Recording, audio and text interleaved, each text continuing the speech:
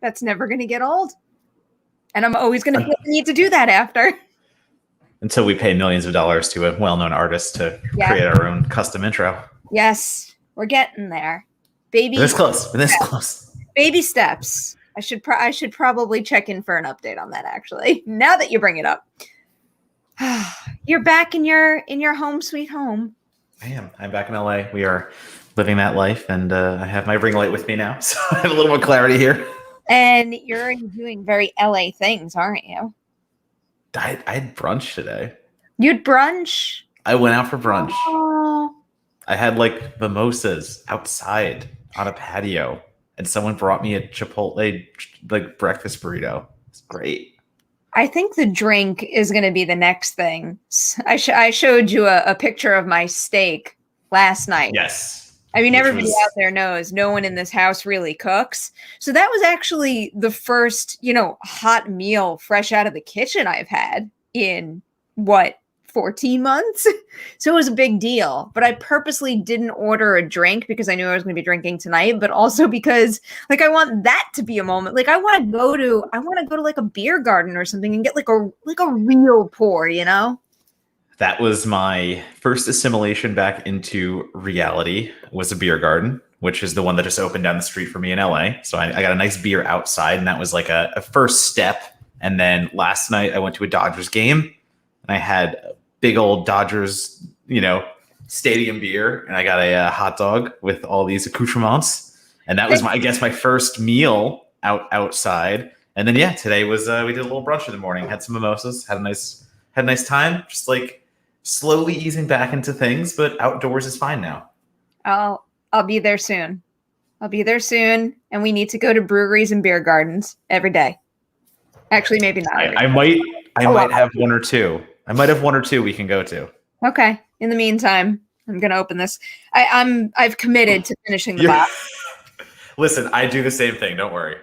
I feel bad too. I have a carrot cake sour. Ooh. Karate cake, it's called. So I guess carrot karate, and it's a little karate ninja on there with a bunch of cake. I think that I automatically like that beer because of the karate carrot. Karate carrot, yeah. Karate carrot's real good mascot, real good icon here. That's excellent. Whoever came up with that idea, I applaud you.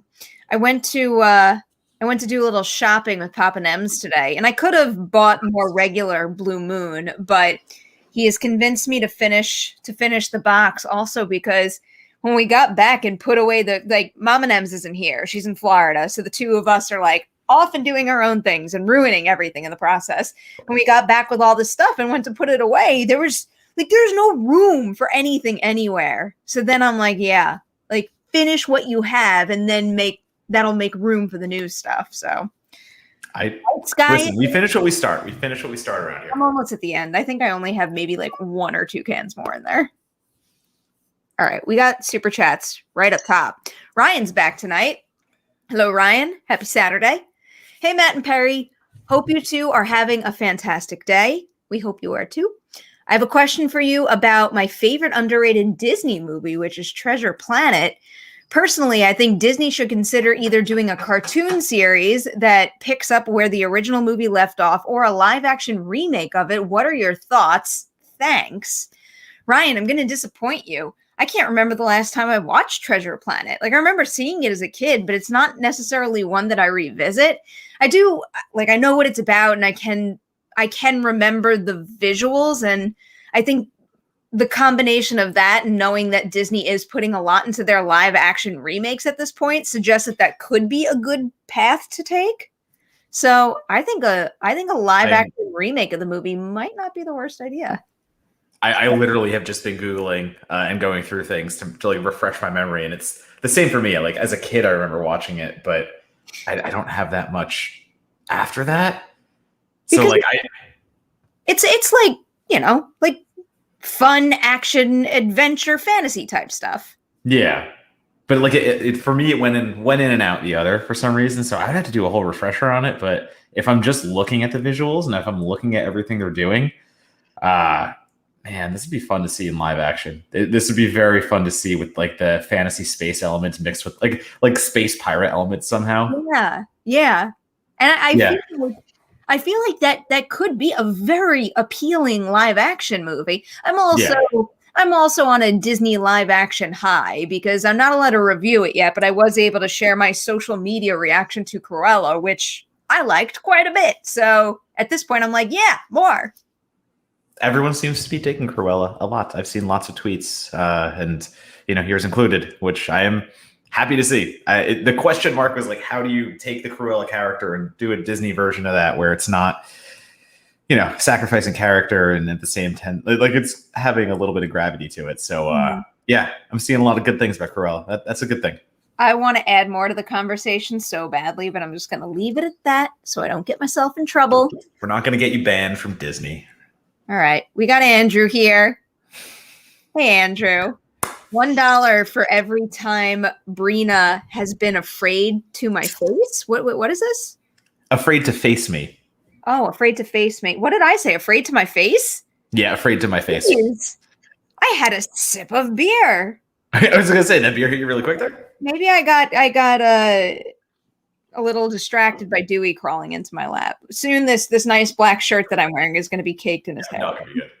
But in any case, we are not going to have competitive beer pong today because we do not have a partner for a second time, and Andrew's getting a little spicy. Well, it's also because we have some work to do right now, Matt. We might as well tease what's happening next week. If you want to. Yeah, I think we should. Do you want to tease it or do you want me to? I mean, it's the anniversary. We're having our anniversary episode a little late. We understand. Thank you. I think it was Christy who pointed out that like our anniversary episode should have been like three episodes back, but life is chaos. We do what we want. That's the Merri Hour rule. So we're going to have our anniversary episode next week, next Saturday. And the idea that we came up with is, we've been playing beer pong for a little bit, and we know it's not everything that you come to see. And some people are probably like, why do we care about beer pong anyway? And like, that's fine. We understand that. But we still have fun with it. So our anniversary episode is going to be, I guess, Perri, you said this in a way, it's going to be the all-star edition of our beer pong tournaments and all the partners we've been having over the years. Wow. Over the episodes we've done over a year. And yeah, so we're going to have 5 matches. Perri and I will team up. It will be me and Perri versus teams combined of our past partners. So we can tease and say, obviously, people who have been around the longest, you're probably going to see again. And the other thing we're going to add to this is everything on our anniversary episode. So anything you guys send in on a super chat next week, it's all going to be going to a charity. It is all going to be donated. So not a single dollar next week will go to us. It will all go to a charity of our choosing, which we'll talk about more later in the episode that we air next week. And if anyone can beat us, Perri and I are ourselves each going to throw $20 more into the pot. So we have 5 matches lined up. Whoever beats us, we're adding more to the donation pile. If you can beat us, go ahead and try, partners who we have yet to announce. We should slowly announce those over the week. I don't know. We actually could do that. We could do something with that. We could do a little make some little graphics and I'm already things of that nature. What they're going to look like. We should do that. We have another super chat, and also if you hear anything, Dewey's litter box is turning. Vanya's here. Oh no. Your thoughts on AHS 1984, and are you excited about the AHS double feature? It's the 16th in Croatia, which would be Schnepp's birthday. Rest in peace, John. So I said, oh no, at the beginning of this, because I keep saying I'm actually going to finish 1984 and haven't. It's actually the only season of American Horror Story I haven't seen in full. I didn't stop watching it because I wasn't liking it. It was just because I got distracted with other assignments. But I keep saying I'm going to go back. And this is just a great reminder that I haven't. Yeah.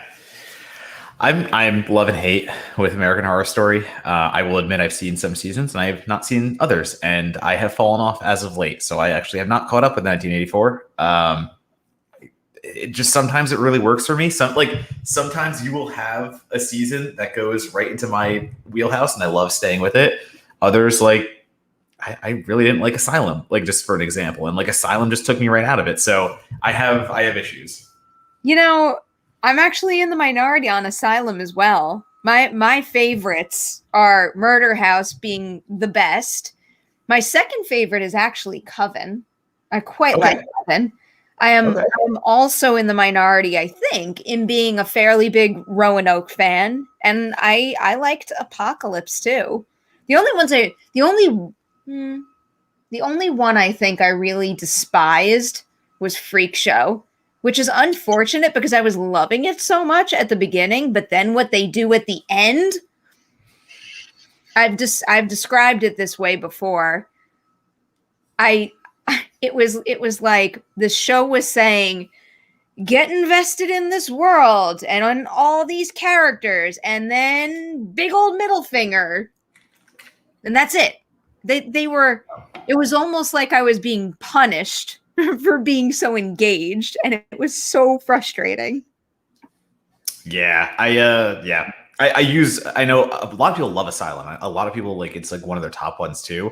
I think there is something to binging an entire season back to back and watching them as they came out, because obviously American Horror Story benefits from being on television, so it goes episode by episode, and we have weeks in between if you watch it when it actually airs. I think Asylum is a really cool thing because everyone loves Asylum when it was on television. They all watched it with a week in between each episode. I ended up reviewing it for the Blu-ray, so I watched it all, literally a full binge over a Friday and a Saturday back to back. And for me, that actually was way worse because I didn't have any really time to sit with things between episodes. And Asylum specifically, one episode is about a serial killer. The next one is about aliens. The next one is about, and having to weave them together in such a short time frame, it didn't work for me. That just didn't work.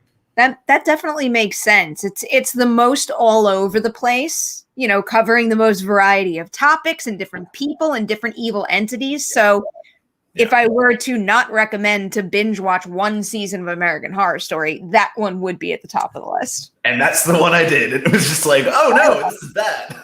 But I promised you, Vanya, I'm going to get back to the 84 season. I really do want to finish it, and I'm going to prioritize finishing it before the double feature comes out.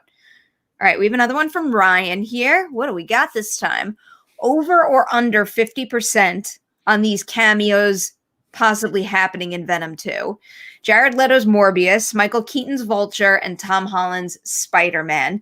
I feel like I was so in the know with the Sony Marvel deal, and I had all these theories for a while, and I haven't really thought about it in such a long time. I mean, we're not getting Holland. I mean, I think I can pretty confidently say that's an under. That's going to be under 50% for Tom Holland. Yeah. Keaton's Vulture.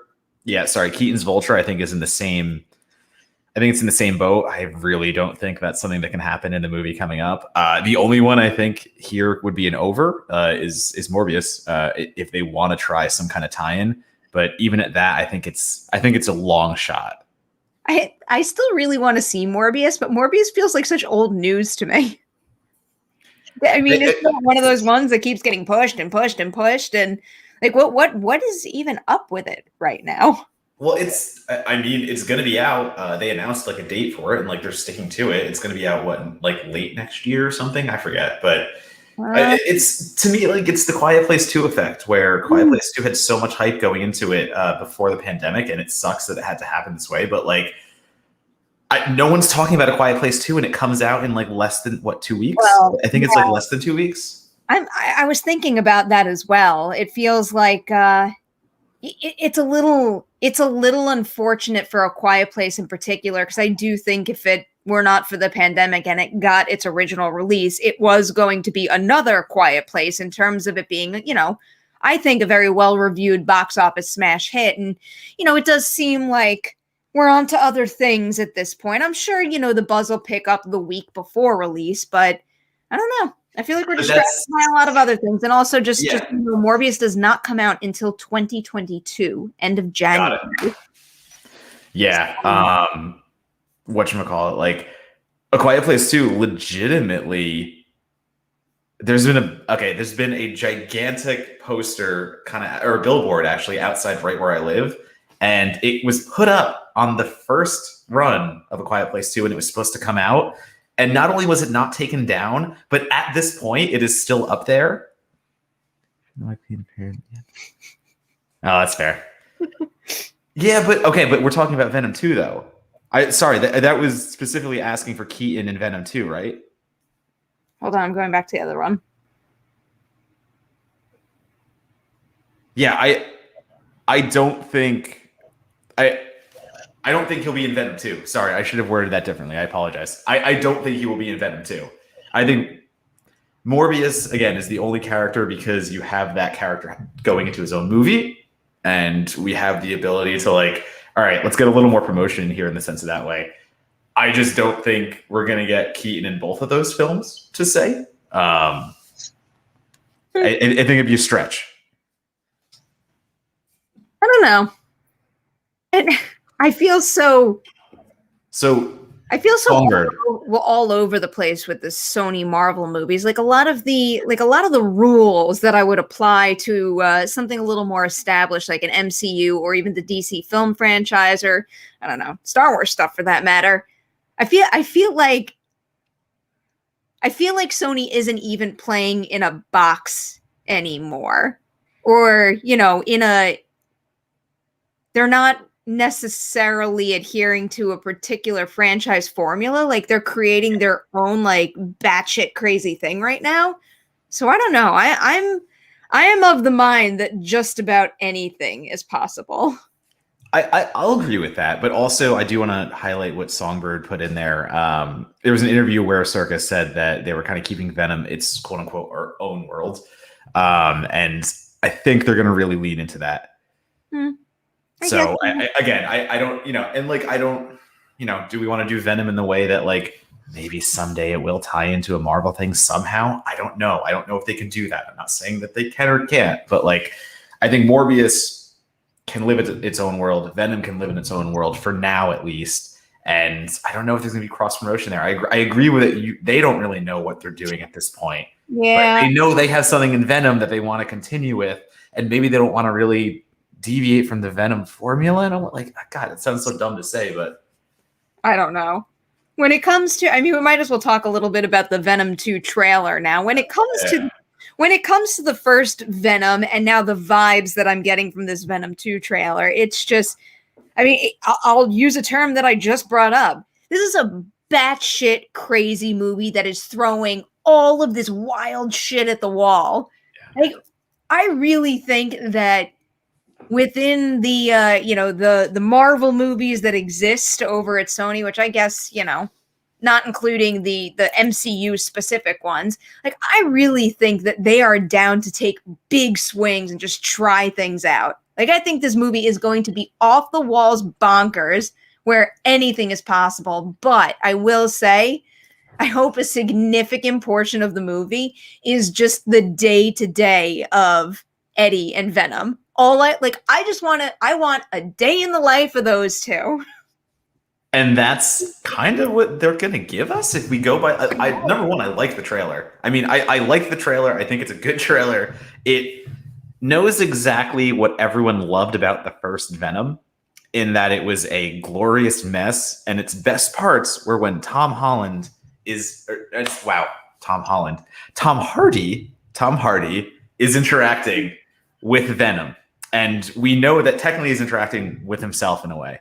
And the chemistry that Venom and Brock have is amazing. Like it's crazy. It's batshit. It's lunacy. It's basically someone talking to themselves, but the other part of themselves is this sociopathic killer that doesn't understand humanity in a way. And Hardy sells that shit so hard. And that is always the best parts of the first Venom, which is somehow a movie that has a tremendous first act in its length. The second act is almost non-existent. And the third act is kind of the last 5 minutes. Like, that is Venom. It doesn't make sense formulaically or structurally, but it knows, the people making Venom 2 understood what people liked about the first. And that is why that trailer starts out with a breakfast sequence with Venom making breakfast. And it's so good. And like, they lean into it. So they're leaning into the thing that people want. I just want to make sure they're leaning into a lot of it. Now this is becoming like, I want. But a little part of me is like, are you just showing us this bit in the trailer and you're revealing that part of the movie in the promo material to get people to see your movie, and then it's just going to be limited to that? Like, I mean, I know this isn't what everybody out there wants, but I am a big fan of the in-between moments in any superhero movie, like the day in the life, the average day type thing. And when it comes to characters like Eddie and Venom, I mean, based on what we saw in the first Venom movie, that's where their gold is, and that's what they should lean into more, in my opinion, at least. No, totally. And I think the whole thing about bringing in Carnage and, letting Woody Harrelson do his thing is the first movie suffers in the sense that there's really no, in my opinion, there's really no fight, no struggle. It's all on Venom. And like, I didn't get any excitement in the third act in that way, where now we are bringing in an equal fight, let's put it this way, to Venom. And we're bringing in an equal combatant. And is it just me, or did they change Woody Harrelson's hair for this movie? Yeah. They understood. Okay, everyone reacted very negatively to seeing Woody Harrelson in the first iteration of that character, and he's got the crazy Mad Doctor hair, and everyone just went nuts. So again, it's a film that is reacting very much to what people are saying, and that's where I have a little bit of faith, because everyone immediately was like, "Whoa, this looks insane! That this is a joke. This isn't true." Things of that nature. So I think they're fixing a lot of things. Mm-hmm. In the way that they're going to give the people the Venom 2 that they want. I still can't tell if that's going to be good. I still can't tell if that's going to be something that they actually understand still. But from the trailer, from what I have seen, I am seeing the right way to play with Venom. I am seeing the funny jokes where even he walks into the bodega and it's Venom saying hello to Mrs. They're including all these little wackadoo things, and we do not eat her. No. And I'm into it. I'm into it. I just hope it doesn't become its own joke. You know what I'm saying? I hope the joke stays kind of there and it doesn't kind of do a little too much, I guess I'll say. Oh, so we're saying the opposite. I hope they go with too much of it, and you're saying don't push it. I want them to push it. I just want them to understand that you still have to tell a little bit of a story around it and not just make this a pure gimmick. Well, that's going to be the heart of the story. I hope so. Their relationship development. All right. Do we want to move into our first review now? We have quite a few to get. We have another super chat. Do we?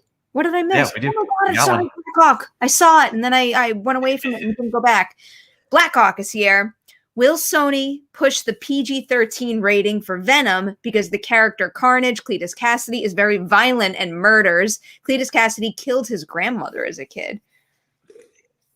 PG-13. Venom is PG-13. I don't think we're going to deviate from that.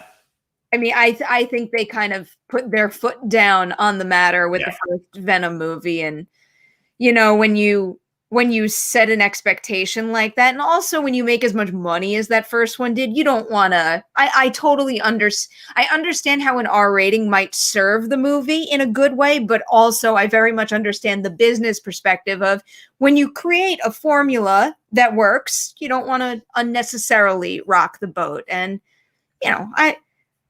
I guess there's part of me that could say, no, actually, I take this back. I was going to say maybe the first Venom movie would have been better if it had been rated R, but I don't think with the type of Venom movie that we wound up with, that was even necessary. So if they are going to make this feel like a true continuation, I don't think they need it. Yeah, no, we're still playing with characters that are familiar to comic lovers of all ages, I think I'll say. And just say that you're going to push that PG-13 because you want the theater filled with as many people as possible. And by doing an R rating, you are losing a little bit of the demographic I think these movies are trying to play to. So I understand you can absolutely do an R-rated superhero movie. I absolutely understand they exist and you can in that way. I don't think Venom 2 wants to be that movie that hard. Yeah, no, I think that's fair. As you were describing that, I was thinking about the R-rated Army of the Dead, in which case I think the R rating served the movie quite well, but we'll get there. Let's get to the super chat from Boris. Hi, Boris. Thoughts on Jungle Cruise getting the Disney Plus premium release as well? Do you think it's a lack of confidence in the movie? I'm just looking up the details here. So I don't think it's a lack of confidence in the movie because this release is going to happen on July 30th. I think that given what I suspect Disney's plans are throughout the rest of 2021, it's going to be a slower shift back to prioritizing theatrical releases. Although I do think that they were not necessarily with a movie like Jungle Cruise, but with certain other releases, like Lady and the Tramp is coming to mind. They're making stuff for Disney Plus specifically. But when it comes to Jungle Cruise, I just think that, July 30th sounds to me like the time of year, given what we've just been through, where you want to be able to, have your cake and eat it too, or play both positions in a way. So I actually think that might serve the movie and the streaming service well. I think that we are going to see a little more of this now, and not to bring up a deviation of the topic, but Perri, you texted me the Spiral numbers, and they are not the same movie. In no way are they going for the same audience. I understand that completely, but still, we are going to be talking about movie theaters maybe not being open at 100% capacity. We are going to be talking about people still not ready to go back to theaters the way that they could be. So the movie's coming out. Perri, correct me if I'm wrong, Spiral is going to make, in its opening weekend, less than 10 million, which is unheard of for a Saw film. Yeah, and I think it was reported. I'm reading a tweet sent out by ERC Box Office. They say Spiral is circling the drain. Lionsgate's Saw reboot cut off just $3.7 million on Friday and is expected to gross less than $10 million in its debut, by far the lowest in the series. Then they write, turns out the jig is up. But that's an important thing, because I think that's something we've been talking about a little bit over the last year. I mean, that's been a topic we've talked about over and over again. It's like, how quickly are people going to go back to theaters? How quickly are movies going to be able to make the money that they used to make?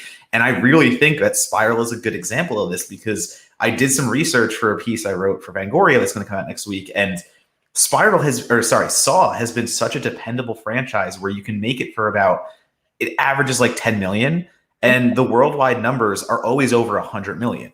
So, except for one film, and that was Saw 6, which came off the back end of Saw 5, and everyone hated it. And also there was an economic depression. But these films are moneymakers. And Spiral is proving not to be that. And I'm not going to say that's 100% Spiral's fault. Spiral is leading the charge for getting back in the theaters. And I still don't think if we're right in that wheelhouse to be theatrical only for your box office. Okay. You know what I think is going to happen? I think that the summer season is a risk. And I think we're going to see movies like, let's say, F9 take that risk. And I think whether or not the risk pays off is going to determine what we're going to see in the fall season. So right now, it seems like Disney is playing the safe approach, where just in case one thing doesn't pan out, we got the other as a backup. So yeah, I am actually thinking it's a good plan here. I'm excited. Yeah, and I was going to say, I think there's no fault to that. Like you just said, Perri, I think that's totally fine. You're covering all your bases. You're letting it be a theatrical release. You're also putting it on for the premium. Listen, we're the hybrid model is not going away. The hybrid model is going to be around in some capacity. Yeah, not as much it has been. Shortening windows also 45 days. 45 days. All right, let's get into this review. We'll do Oxygen first, because this is our full review. So, well, wait, do we want to do Forever Purge reactions, or what do you want to do? Let's do a review and then go back to the trailers. All right. This right here is our review of the movie Oxygen, which you can stream right now on Netflix. I am sticking to the IMDb synopsis for this movie because I've read it on Witching Hour and I know it is safe. A woman wakes up in a cryogenic chamber with no recollection of how she got there. As she's running out of oxygen, she must rebuild her memory to find a way out of her nightmare. So, I liked this movie. I didn't love it. I think it is a very well-made and extremely well-acted contained thriller where I thought Melanie Laurent commanded that screen. This is her movie. I mean, every frame of the movie, for the most part, is pretty much on her. And it's not just about her delivering her lines well and convincing you of her panic that way. It's like it's body language, and it's using that body language to well suit the cinematography, which is its own challenge. And then on top of that, when she's just laying there in the chamber, you need to be able to see the wheels in her head turning, whether she's actually saying something or not. And she just ticks every single box in the performance department that was necessary to pull this off. And then I also thought the visuals were great too. I think that when you dare to do a contained thriller like this, or a one location movie, you need to be able to convey, one, the claustrophobia of it all, so you could feel the characters panic. But at the same time, you also have to keep your shots dynamic to keep the audience on the edge of their seat, to keep the visuals lively, and to be able to find that balance is a real feat. And I think that Aja and the team definitely did that. I'll stop there and save my negative comment after you go. Cool. All right, because I'll say I didn't really love this movie. Okay. I like a good contained thriller. Let me start by saying that. I'm all for movies like Buried, whatever started the craze of being stuck in one single place and having to get yourself out. I think there are ways to make an isolation thriller. I think there are many good examples of it. I struggle with Oxygen a little bit because it falls into a few repeated patterns in its scripting that don't actually work for me in some ways. I think the performance is very good as well. I agree with you. I also think that character is a little underwritten, that Melanie Laurent is playing, because you have this thing like basically telling her oxygen is depleting over and over again. And yet she does plenty of yelling and screaming and doing all these counterintuitive things to using her oxygen very quickly. But also that goes against one of my other complaints in that this is an hour and 40-minute movie. And I think it would play a lot better with like 20 minutes shaved off at minimum. I don't think this sustains the entire hour and 40 minutes. I think it tries to do a lot with flashbacks and things of nature that are very predictable if you catch a few like visual cues at the beginning. And we kind of know where this is going from the onset. And all of a sudden you start losing me with those oxygen things and these little tidbits that really didn't keep me going. And it loses steam. For me, it loses steam. The hour 40 is too much of this. And I would have loved this. Honestly, I would have loved this as a really long short film. And I know it's weird to say, but like, you give me something 45 minutes of this nature, I think that's great. Or maybe 45 minutes within a larger... all I'm going to say is I was way more excited about where this could go as the film ended versus where it started and what it tried to do. I get it. I don't necessarily... Like, part of me wants to agree with you and say that they could have shaved down the runtime, but I don't think it's the runtime's fault. I feel like I was fairly evenly engaged and curious from start to finish throughout the entire runtime. I think it's more so the fact, and this is my negative comment here on the movie, is that, the reveal of what exactly is going on, it should be a gut punch. And it just doesn't have that effect. So once that information is revealed, the movie loses some of that suspense and energy, not necessarily because certain things aren't well done or even using their screen time with purpose, but it's because the story itself, like what it's all about, just doesn't really work as much as it could have. Yeah. I also, the discovering of the memory, I had some issues in the way that was handled, where I've seen plenty of these movies, like you want to call out Memento as the go-to example of how a movie should discover memory again.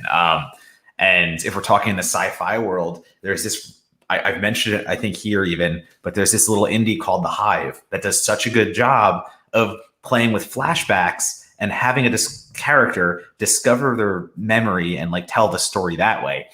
And again, these flashbacks, I think they kind of lose their poignancy because we know where they're going. There's no real quote unquote mystery. There's a lot of things to me that are very predictable, to use the word that I used before, but it's just a predictable kind of location-based thriller that, again, the runtime hinders because I don't think it has the story to sustain that long of a runtime. I think that's where the runtime comes in for me, because you're just cycling through the inevitable, trying to get to where we're going. And then when it gets interesting, that's when it ends. Like that's my biggest thing. It's the biggest thing of just like, man, like just when I really wanted to see more of this and see where this could go, that's the end of the story. That's why I think it's a great first episode of something. If it's 45 minutes and you get to that gut punch a lot quicker. I do get it. I get the idea of wanting more on this one. I would be curious to see the next chapter of the story as well. Right. Exactly. But yeah, so it was a hard one for me. It's technically well done. It's technically well done. Sorry, I don't want to like cut you off, but like I agree with your things that it's production design, all that stuff looks great. I just think it's a storytelling deficiency. So what are those positives? Earn it on the Dewey Decimal Movie scale. This to me, I struggle trying to give it the bump to 3, but I can't. It's like a 2.5. It's a 2.5, just one of those smack dab in the middle. I watched your movie. I watched it. I'm just a hair higher than you. I'm going to go 3.5. It was firmly positive for me, but again, it wasn't.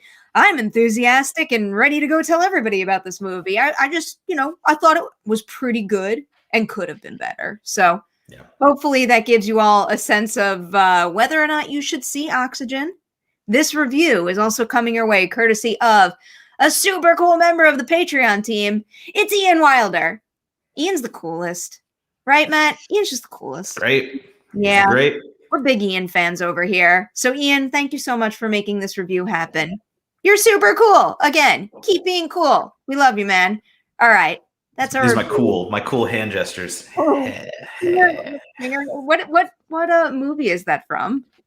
I mean, there's like a teen rom-com type thing where like the finger guns is like a funny thing that gets made fun of.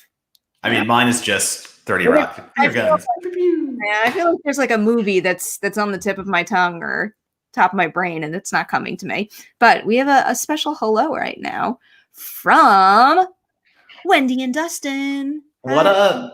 Hi. How you guys doing? I miss you. I'll see you soon. Soonish. We can do things outside again. We can do things. Getting there. The second the flight is booked, I'll let everybody know when the move back is actually happening. But I got a nice new beer garden we can all go to. Yes. Do that first. Oh. Happy Gilmore. Shooter. That's it. That's like what I was thinking about. Wendy. Thank you. I would have lost sleep over this. She knows. Look, she knows. Matt, I'm dragging you to creation. I'll do what I have to. So good. All right. Do you want to go to the trailer now? Yeah, let's do Forever Purge and then get to the other things and then do what we're going to do. Forever Purge looks good. It looks really good. I just go back and forth on these Purge movies so hard. I half of me is like, what is the story they're trying to tell by doing a Purge where the Mexican border is opened up and Americans have to flee to Mexico? But like at the same time, the imagery of where we're going this and the purgified villains and things of this nature, like I'm still into it. I'm still just wrapped into all this nonsense where the commentary, I think, is so on the nose where it becomes laughable, but at the same time, it still hits somehow. I'm just in between. I don't know. The production value in this trailer is through the roof. It was very impressive and looked very good to me. And then on top of that, when you look at this cast, it's hard not to get really hyped about this cast here. So we know, a lot of the big names. Josh Lucas is in it. I'm probably going to butcher his name. Tina Huerta. So I saw a movie. I mean, he's from Sin Nombre, but I also just saw a movie that he was in that played at Sundance, and it was called Son of the Monarchs. And he's the lead performance, but really his performance was one of my favorite parts of that movie. And I don't know, I remember ending that digital screener and thinking, I need him in everything. And to see him jumping into a big studio franchise and potentially elevating it with his ability is just very exciting to me. Oh, I don't watch Narcos, but apparently people know him from Narcos. Yeah, this is very much the, The first purge is very much a reaction immediately to the Trump administration. They didn't hide that. The dialogue literally called it out, and many times. And now we see the Forever Purge, and it feels like the extension of what an imagining of a post-Trump world could look like in that way. And I don't know if they're going to nail that. I don't know if they're going to be cunning enough to pull that off narratively.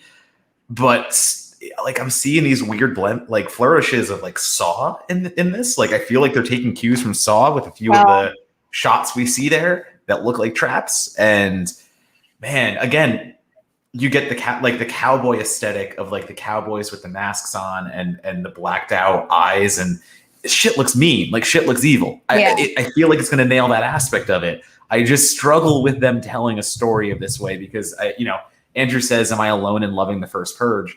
And I don't know if you're alone. I think I know a lot of people that do love it, but like for some reason, like I couldn't get into it. I felt like the way they wrote it was a lot. And I understand where they were coming from. That's the thing. I understand where they're coming from. I understand all these things. I still don't know if it got there. And so I'm worried that Forever Purge does that. Sorry. I actually think that the first Purge is a pretty good movie, like for a Purge movie or any movie for that matter, but I didn't like it. So I've had a weird journey with these movies where I'll never forget seeing the first one for the first time and, not loving it, then seeing it again and being so into it, and then seeing Anarchy and absolutely loving it, and then hating Election Year.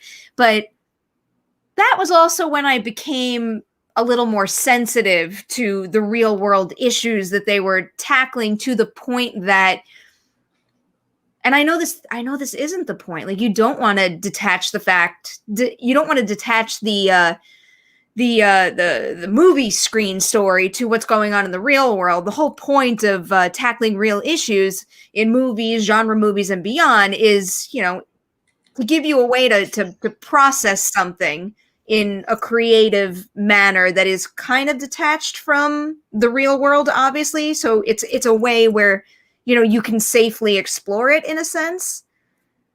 But I think I was so upset by the topics being explored that I stopped liking The Purge overall. And again, that's not to say that by exploring those topics, the movies are bad movies. That's not what I'm saying at all. It's just they became too unpleasant just for me. So here's how I'll try to go about that. Horror should 100% push boundaries. Horror should 100% tackle these topics, and it should go to lengths that should make you uncomfortable. I think that's exactly what horror should do. But if you are doing that, you really have to be conscious of what you're doing, and you have to write the story in the correct way to actually give us something that is not abuse for abuse's sake or things of that nature. Like I use, I kind of use the rape revenge genre in a way where it's not something that any of us enjoy watching, but if it is done right, it can be a good narrative story. But it is often done wrong so many times because filmmakers just focus on one word in that sentence and they don't really care about the other word. So it becomes the way you tell that story. And I think that varies much how politically charged horror, that's how this goes. If you are going to tackle something without nuance, which is allowed, you are allowed to do those things. You're allowed to hit us over the head with your commentary, but you still have to be very kind of conscious of how you're doing that. And it has to be done in a way that validates your approach, I think is the way to say that. You have to basically say, we're going to hit you over the head with this commentary, and this is why. You can't just show us the commentary like that is commentary. The more you describe your take on this, the more I keep thinking about Spiral, because not, I guess, to kind of roll into our thoughts on roll into it. Yeah, fuck that. Yeah. I did not appreciate how Spiral addressed some very real issues that we are dealing with today and we have dealt with for a very, very long time. I don't see much I understand that there's certain movies out there that can get away with less, I guess, script nuance and, just be something that's for entertainment value and along for the ride. I don't think that you could do that with what Saw is with what Spiral is covering. And that was a major turnoff to me. But just to backtrack a little, Matt, because you don't know what I think about Spiral, really. No, please. The movie ended for me. And the first thing that I thought about as I started to process my thoughts for my review is, I'm like really in the middle on this movie. Then I started to do my review. And I think you could see this as I'm like blabbing in my video. I'm like, by the end of it, I said something along the lines of like, like I'm way more negative about it. Yeah. And then Haley and I did a deep dive on Witching Hour. And by the end of it, I'm like, oh man, like, when it comes to the things about the movie that I still like and think were fairly well done, I'll bring back production value because I think it looked really good. I love the way it was shot. I love the atmosphere. I love the pops of color in the movie.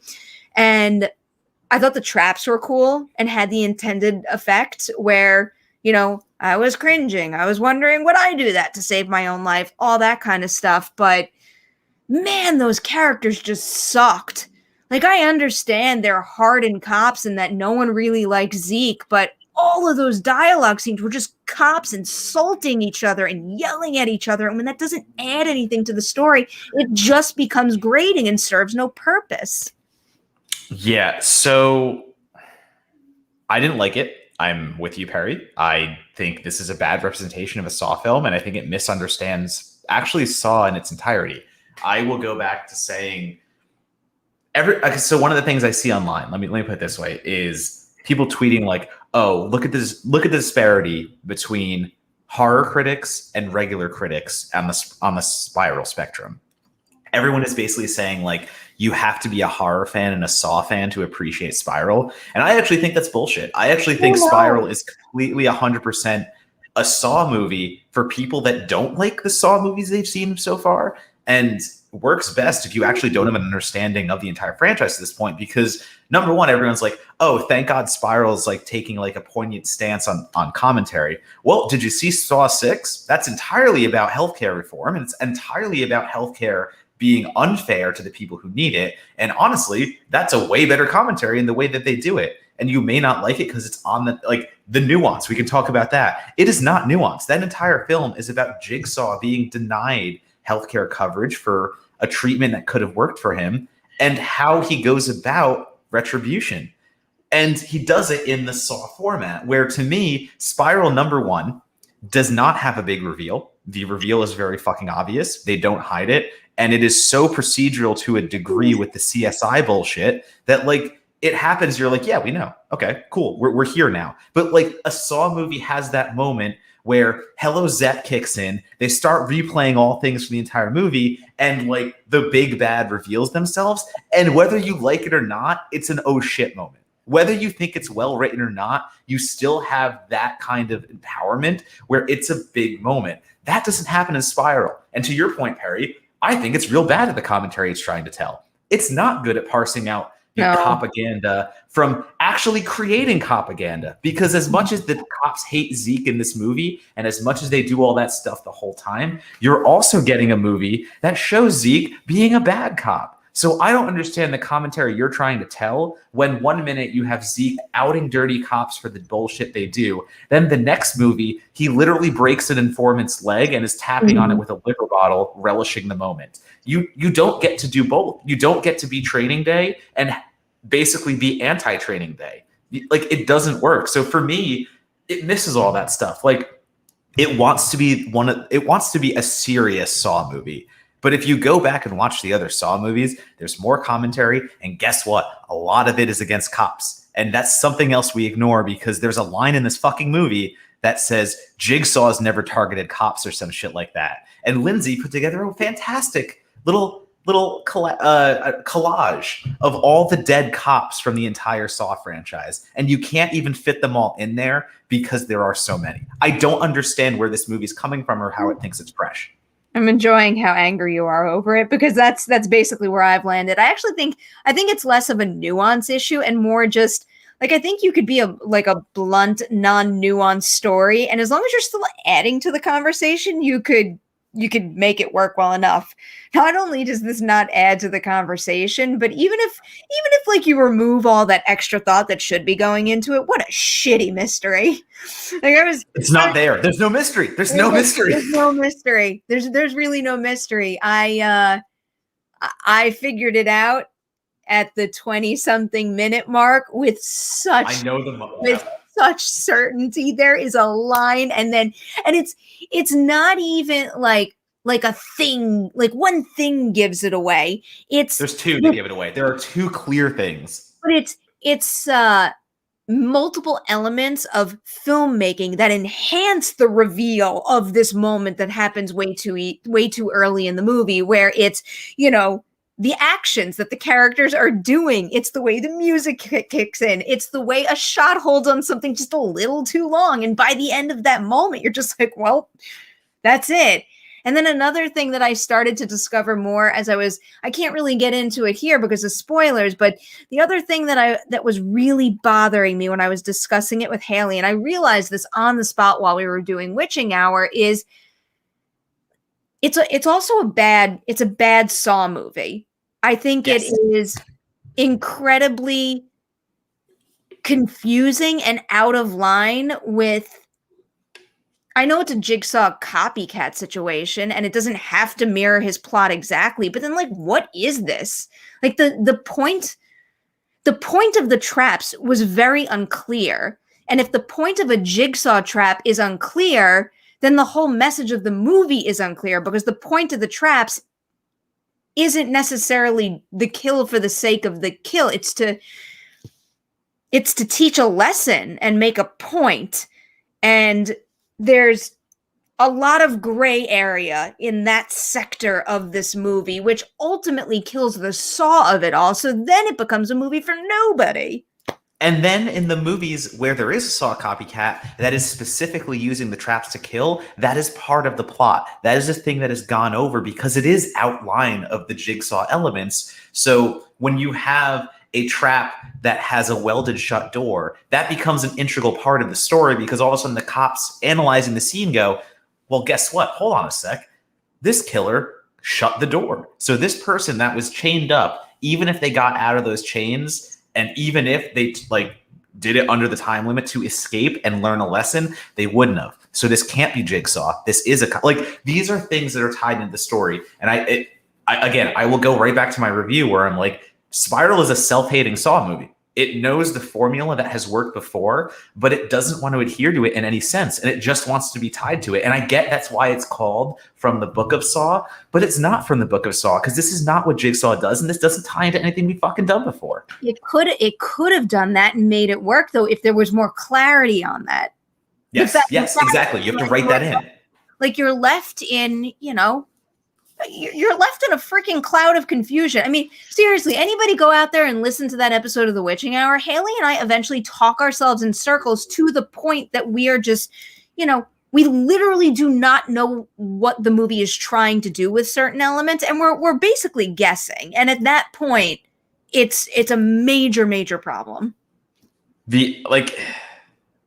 The ending, and it's something I won't say here, obviously, no spoilers, don't worry everyone, but the ending loses the element of what it's trying to talk about so much that it's trying to have cop drama. It's trying to have cop commentary. It's trying to have racial commentary the whole time.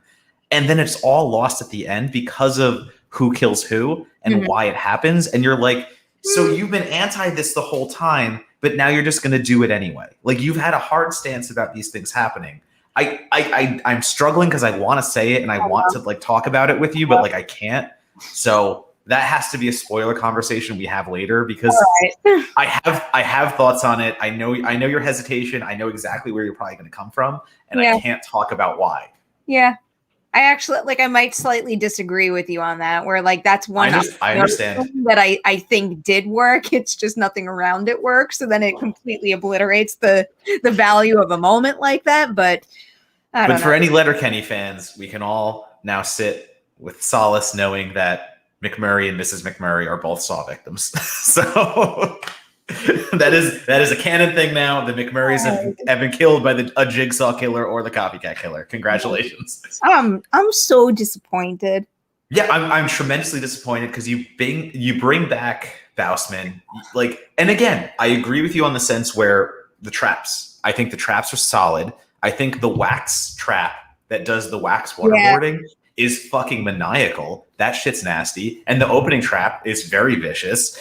I also think the cinematography is beautiful, as you said before too. Production value is great. This is getting back to Saw, where it's not an industrial warehouse grungy element. We're actually getting like a cinematic movie that looks a little better than its predecessors. I'm not gonna lie. Mm-hmm. It just fumbles everything else. And this is, I like what Stolberg and Goldfinger have done in other writing gigs. Jigsaw is not my favorite thing they've written because these are the writers who just did Jigsaw, and I think that has enough of its own problems trying to tie into the Saw universe. And then they retcon themselves tremendously with this movie. And I know it's not a sequel. I know it's not a continuation. It still is so confusing that you would do what you did in Jigsaw and then do what you did in Spiral, despite what you did in Jigsaw. Like, I don't know. There's a lot of ties that don't come together. A lot of things I did not love about this movie. Yeah. Sorry, Spiral disappointed me. I'm a horror critic. I promise I love horror, and I'm allowed to say Spiral wasn't that good. You are. Guess what time it is in this house? It's ball time. It's ball time. Gordy's having a blast, everyone, in case anyone was wondering.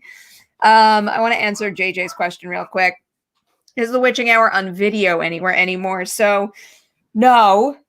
Witching Hour is an audio-only show from now on, except when we have guests. So, if you do want a video version of Witching Hour, you're getting one next week because our guest is Simon Barrett, and he's always one of my Oh, cool. Hell yeah.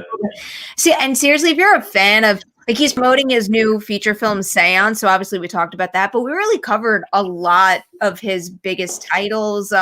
We talked a good deal about Blair Witch, You're Next, The Guest. So if you are a fan of those movies, you really want to hear this conversation because he was just, I don't know, he was just like so kind and super thoughtful and open about the whole process. So I mean, especially if you have any interest in getting in this industry and understanding how it works, he's so insightful. It was such a great chat. I still defend Blair Witch to this day. Sorry, I think Blair Witch is good. I like their Blair Witch. You'll see it. You'll see it in this. Yeah. Both of us were like, Good. we really like this movie, and I still do. I've rewatched that quite a bit. I think it's great. Also, Andrew saying Spiral was his first trip back and he has no regrets. But do you regret leaving your debit card there for multiple days and not being able to pay for things, Andrew? Oh, no. Somebody went back into public and forgot what it was like to be back in public, which I'm sure we're all going to do at some point. Yeah, no, I think I'm going to do that. I'm absolutely going to do that. I can't wait to the first place I do that at. It was like a thing putting on jeans again last night.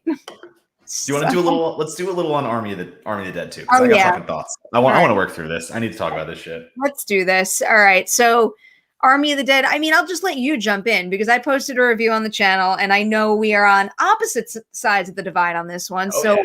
Why did you not like Army of the Dead? Number one, too long, entirely too long. Number two, Zack Snyder cannot write a male character without writing an equal female character for him to murder on screen. Number three, I don't think it's fun. I think it struggles to maintain that level of fun that exists in bursts.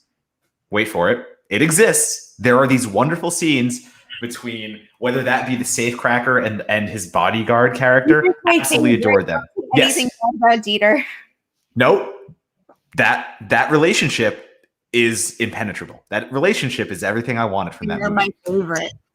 You look outside of that, and it's a lot of bullshit.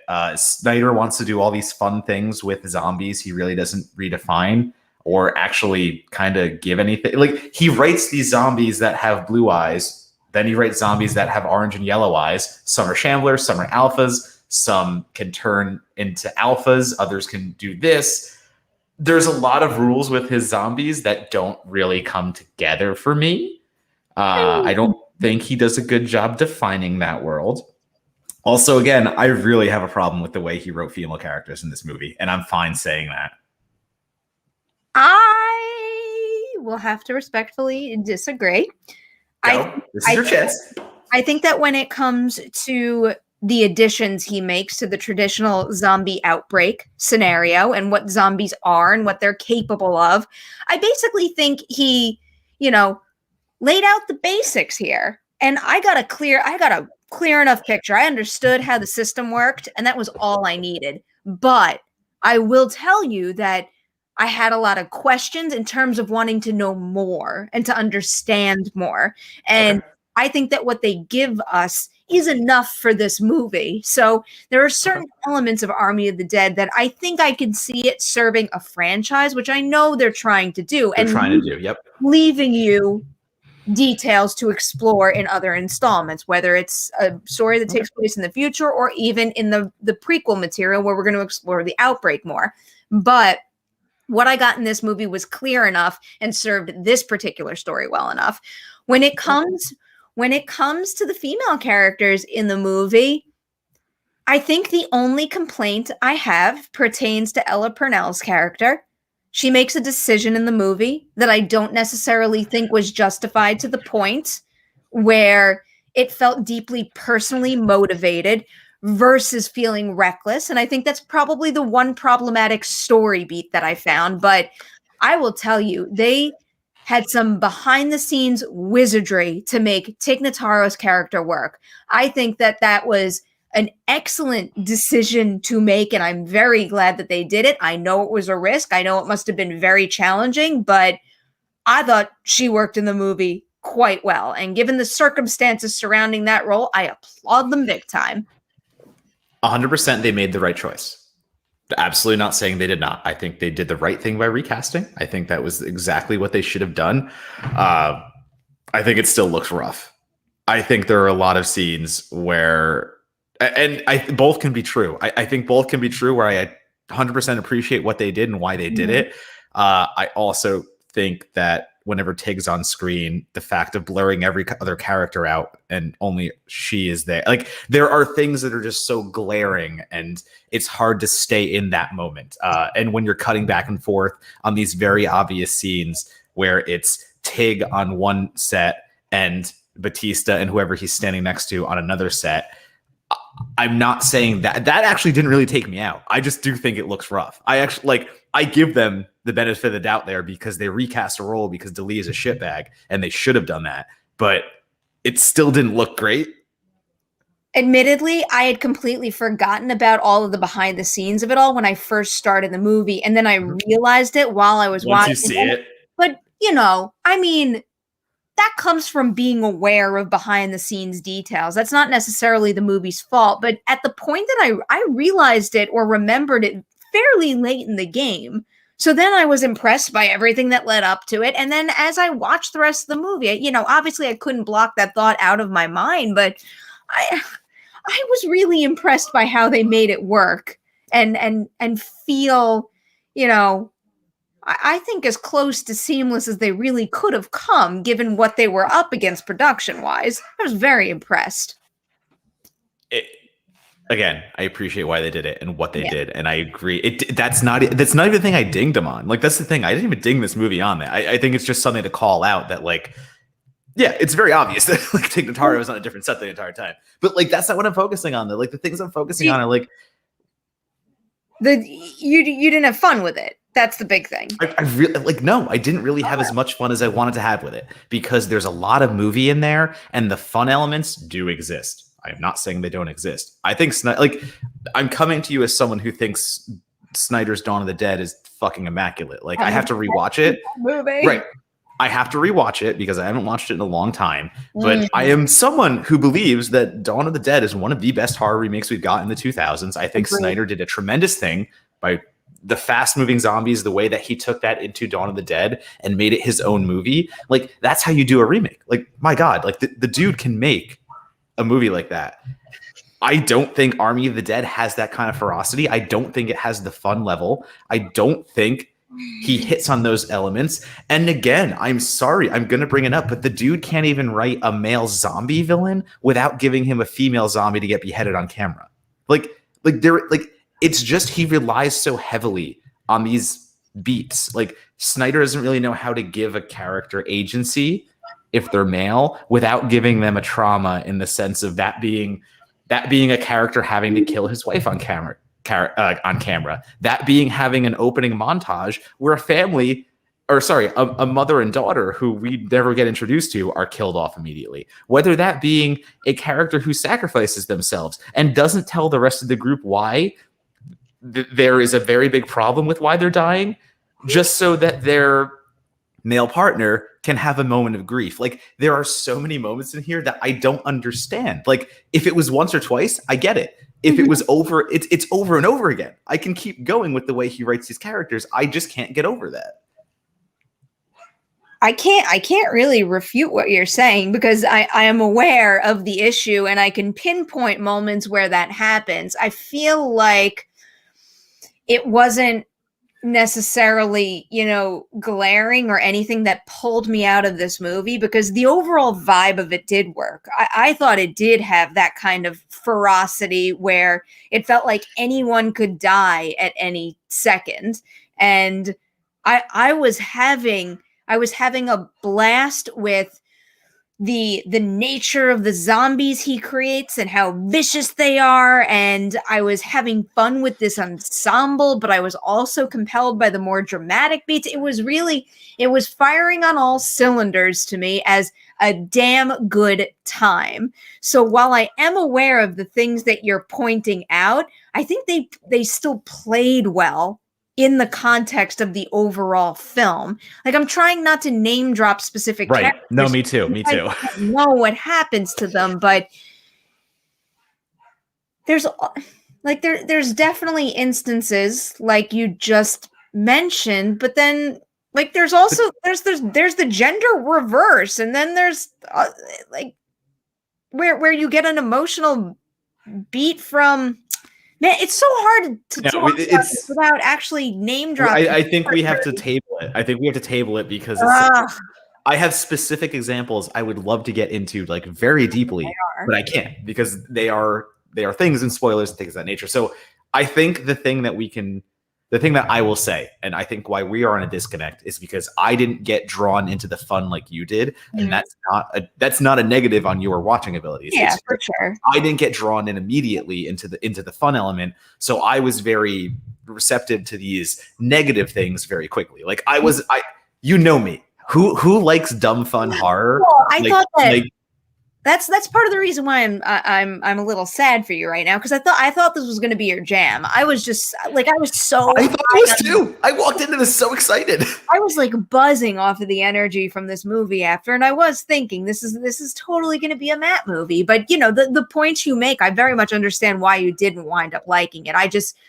I don't think I felt that way about those particular things. And it's a writing deficiency too. And like, listen, I got roasted online for this because apparently I'm not allowed to have these opinions. And if I say that a death should have agency, that I'm a fucking antagonist for horror, I get that. That's cool. But like, it's a writing deficiency for me. And the thing that like I kind of wanted to say out loud was like, I'm a film critic. Like, I'm allowed to like things as dumb fun, but it's also kind of my job to look at things, and our job. Sorry, not mine. I'm not leaving you out of this by any way. Like, we're on the same level here, but like, it is our jobs to look at things.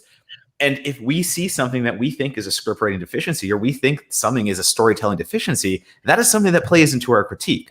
Like, we are all horror fans. Don't get me wrong. I am the first person to watch a Feast movie and laugh my ass off when they kill a kid, because that they do it so well. And they do it in a way that, like, yeah, you're allowed to do those things. I'm not telling you not to fucking kill women on camera. That's not what I'm doing. And like, that's insane to say in its own right. That is a crazy thing I just said, but like, horror should be pushing boundaries. I will say this again. Horror should be going into these worlds where we shouldn't be going. Like, that is the purpose of horror.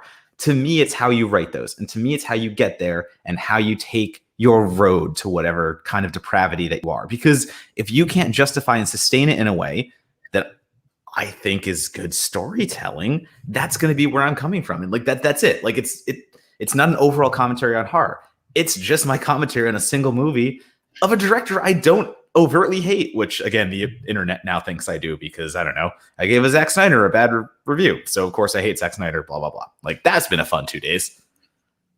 I'm sorry you're going through that. That's not fair. And that's not cool. It's what we do.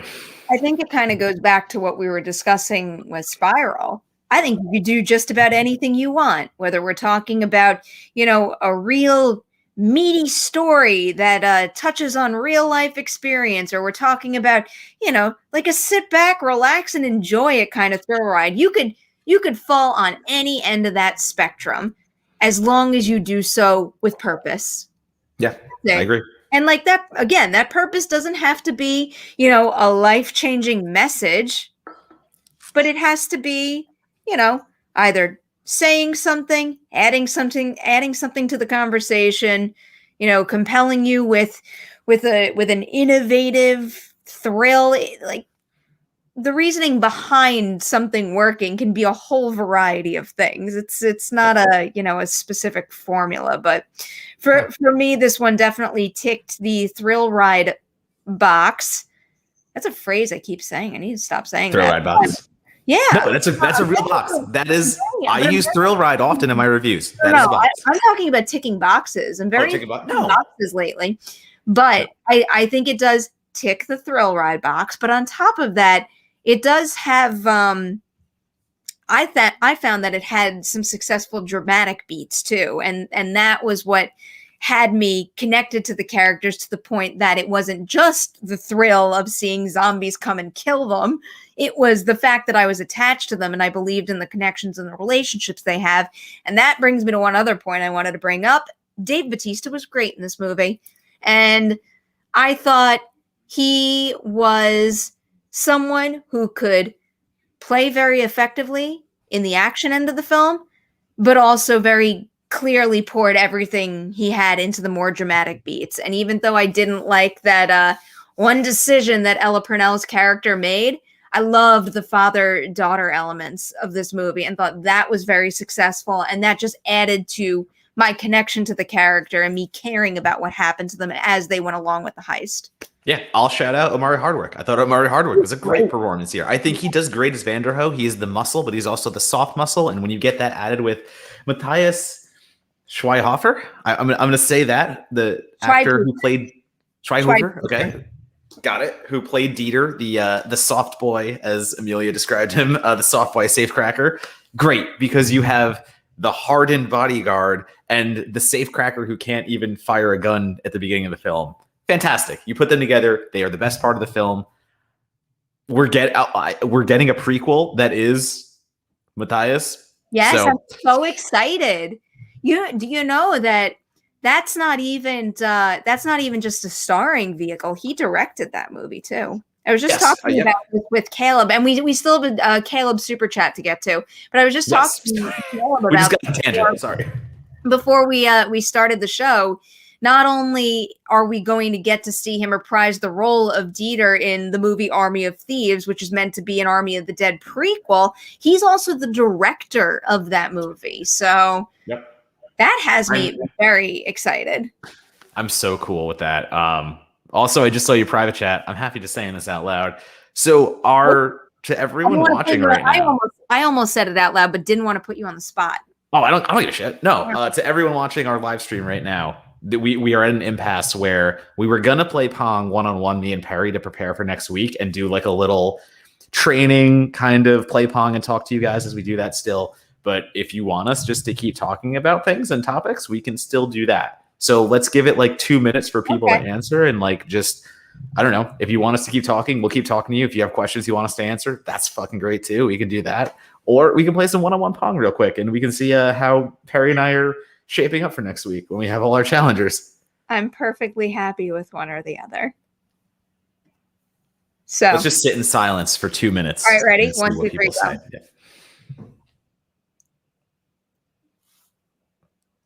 Mm-hmm. I'm so bad at this. I'm so bad at this. I can't. Yeah, I was gonna see who was gonna break first. Oh my god! Why would you even ask that question? Of course, I'd be the first to break. Yeah, that's fair. I don't do well in those scenarios. No, don't think that I have any awkward. Cool.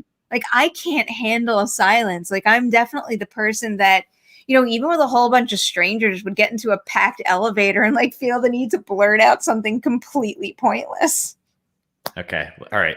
We have Chrissy says Pong. Vanya says keep talking. I like the topics. I vote keep talking. Talk and Pong. Keep talking. Creepy Perri. Join the chat. Creepy Perri. Here, I can answer this question. So There you go. usually I am I guess I'm very Wait, I'm getting it while you do this. I'm getting a beer. Sorry, All right, just do your thing. I'm getting a beer because then you'll have to promote something so I can get another beer. Okay. So usually I am very nervous to say anyone's name out loud until I have their episode in the can, and it just so happens that I've shot most of the Ladies' Night episodes for the month of June. I'm not going to spoil them all right now for you, but I will tell you that our first 2 June episodes are going to be Tiana Paris talking about WandaVision, and I am mighty excited about that one. She was lovely. And also Hannah Waddingham for Ted Lasso, who, I mean, I loved them both, but I feel like I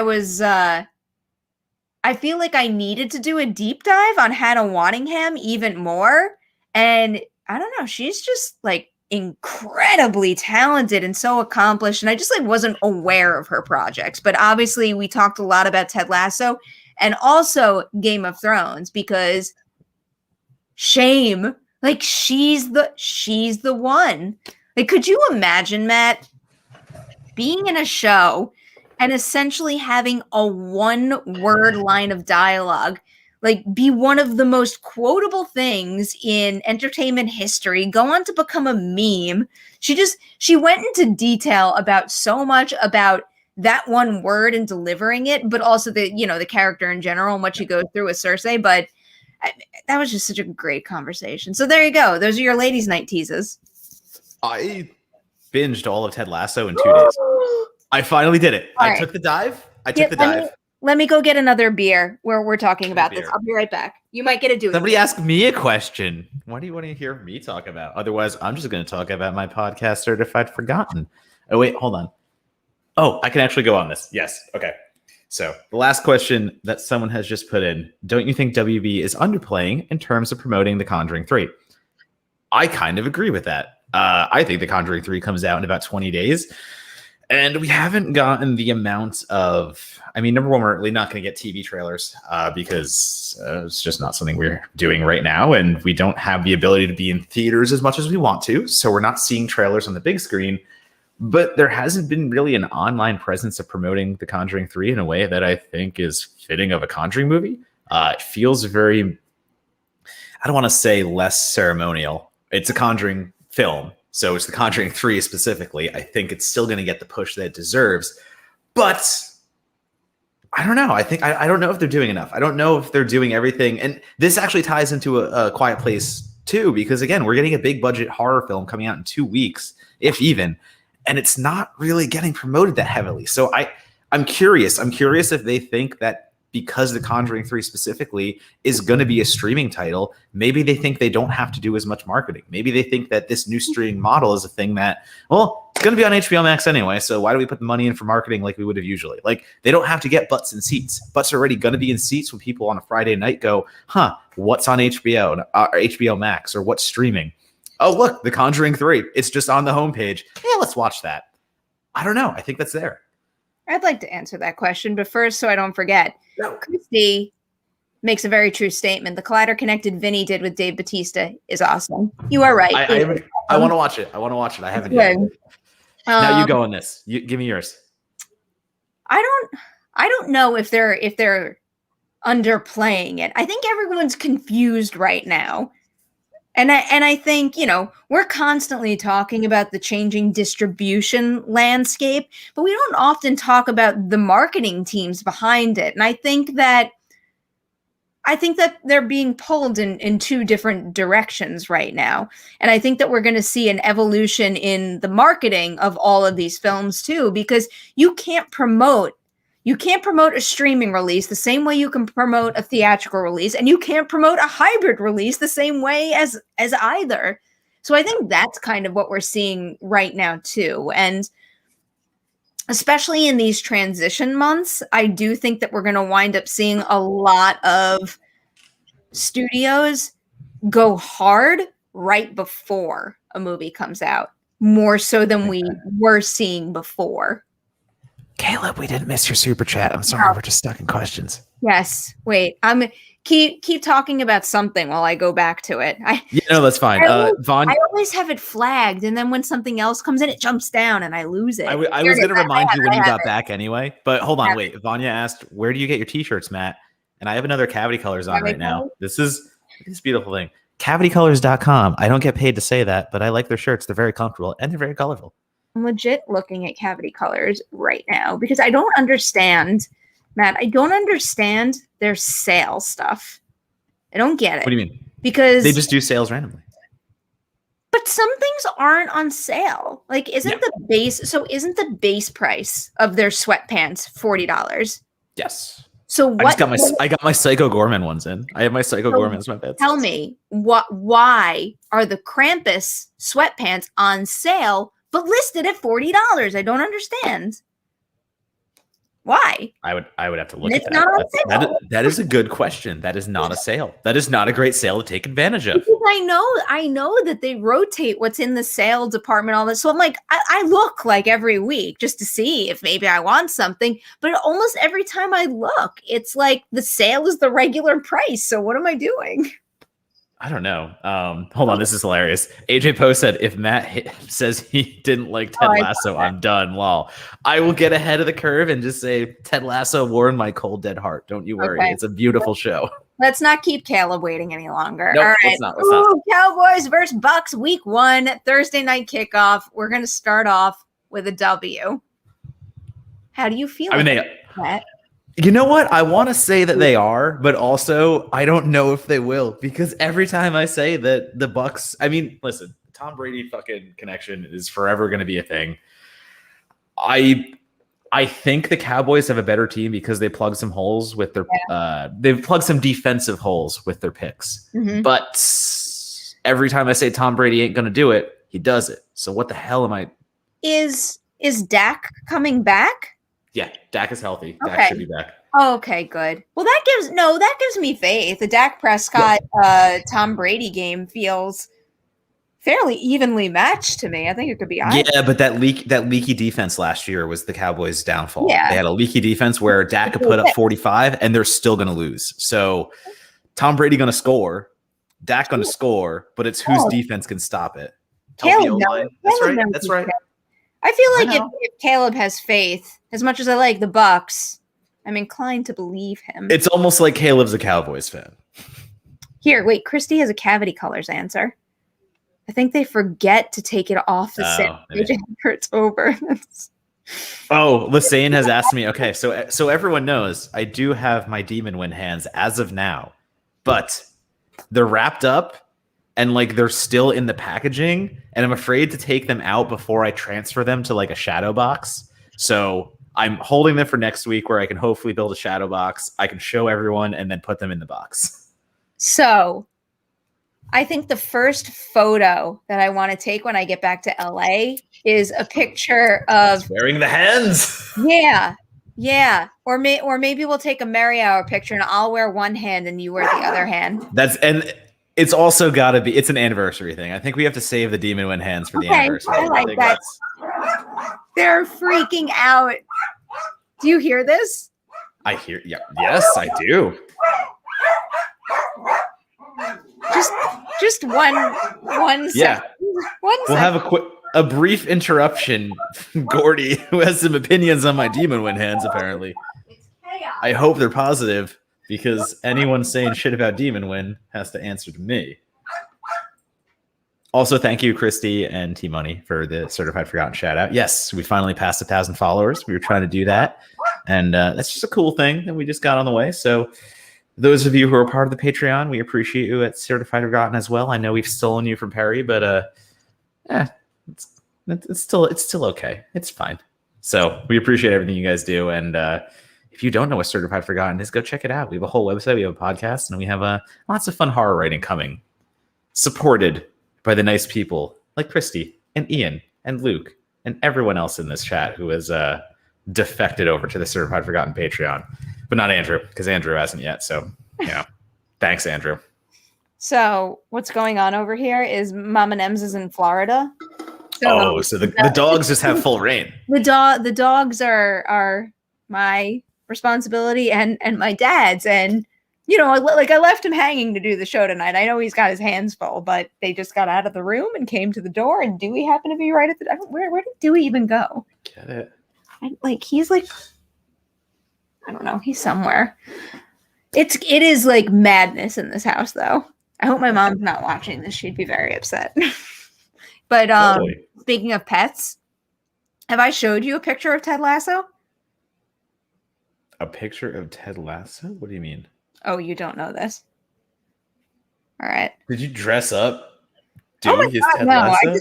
I don't know. Like, I dress up as Ted Lasso, but that was actually a fairly. No, you said pets and Ed Lasso. I'm saying, did you dress up Dewey as Ted Lasso? I don't know. That's a good guess given my. Yeah, context clues were minimal there. With, Halloween costumes. I'm going to take the extra moment to actually send myself these pictures on the computer and load them up because it's well worth it. It's well worth it. All right, I'm airdropping them. Now I'm going to take. Good to see how the sausage is made. This is a nice little behind the scenes for everyone. All right, let's overlay we use it. AirDrop like everyone else. Oh, I've got a new beer. I have a mango sour now. Ooh. Mango kettle sour. It's a little Jagged Mountain. I don't know if I would be able to. I've also had half a bottle of champagne today, so this is going well. That's what you're supposed to do at brunch, no? All right, exactly. This is Ted Lasso. You see Ted? He's our backyard cat, and I bought him a house. He wasn't named for a while. He was just our stray cat in the backyard that I was feeding. And then because all of our pets are named after movies and shows that we love. So after we watched Ted Lasso, he became Ted. Ted has yet to go in the house, but the other day he went on the house, and that feels like a win. Would you look at his friends? All right. His friends. Wait, are they all strays? Am I looking at a bunch of stray cats? No, they're all strays. Okay. So okay. There's more than just these three, but these are like our three strays. They're usually in the backyard pretty much every day. Got it. I mean, no, good on you. Like the fact that you give them a place to go is like actually like a good thing. So yeah, well, it's like the boys. You've like erected the Boys and Girls Club for stray cats. I love those cats. I love. No, that's not a bad thing. It's a good thing. I love feeding them, and I love like every single morning at about the same time. Ted goes and sits in this spot where I work out at the same time every single day, and he sits there and he looks at me and he waits, like he eyes me and he's like, "Fill my bowl now," and I fill his bowl, and you can see how close I am to him now.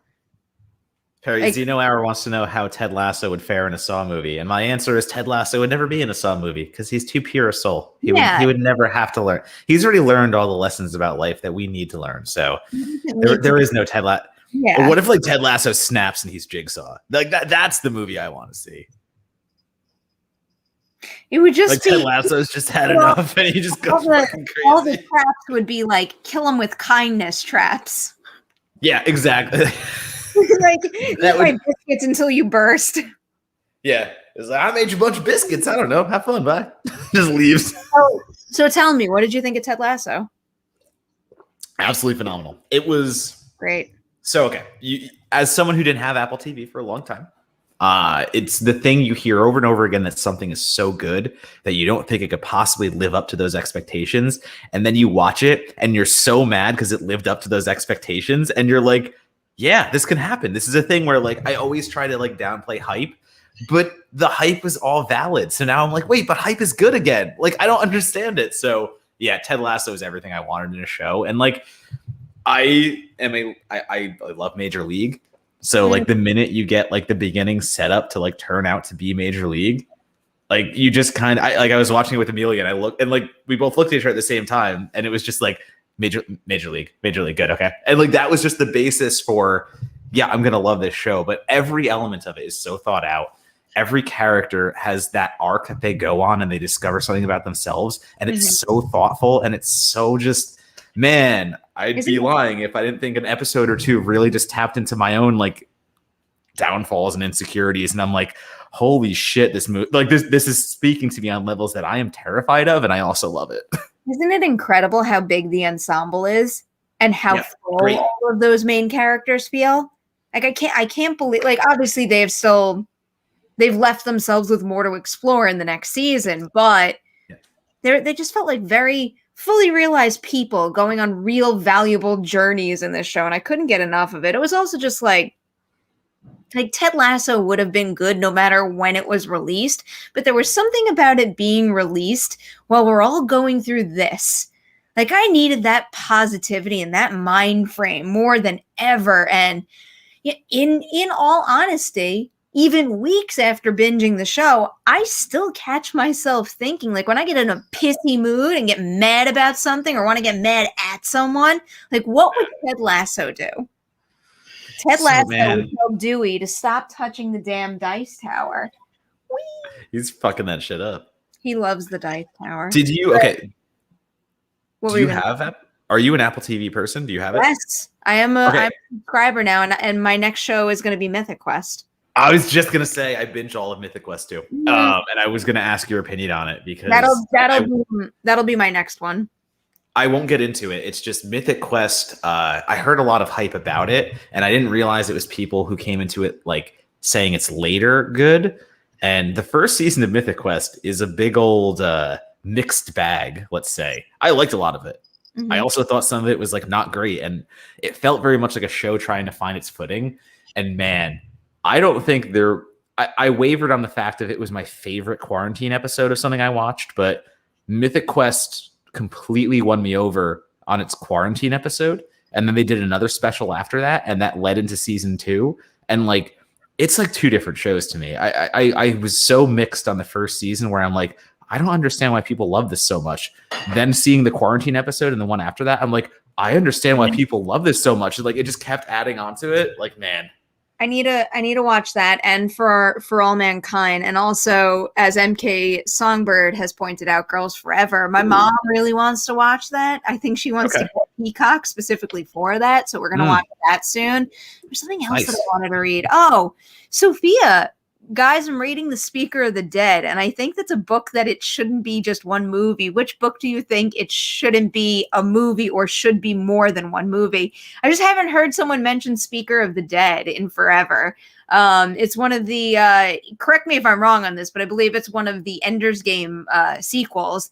And admittedly, that series of books lost me, I think, after Speaker of the Dead. But man, that book would be nearly impossible to adapt, which is why I believe that when Ender's Game was made into a movie, they were thinking about doing the book about Bean instead. I forget what it's called.